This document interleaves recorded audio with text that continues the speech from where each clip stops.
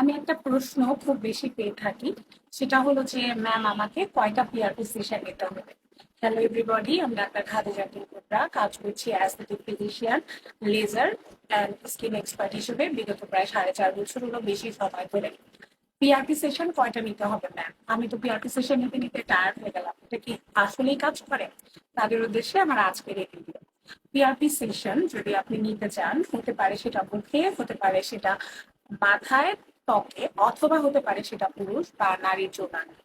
সেক্ষেত্রে আমি বলবো 6টা সেশন অবশ্যই নিতে হবে।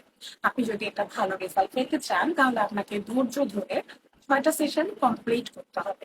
আপনাকে আপনার ডক্টর বুঝিয়ে বলে দিবেন যে ঠিক কিভাবে আপনি 6টা সেশন নেবেন, এবং ঠিক সেভাবেই আপনাকে 6টা সেশন মেনটেন করতে হবে। আপনি যদি 6টা সেশন ঠিকভাবে নিয়ে নিতে পারেন, তাহলেই কিন্তু আপনি একটা অভাবনীয় সাফল্য বোধ করতে পারবেন।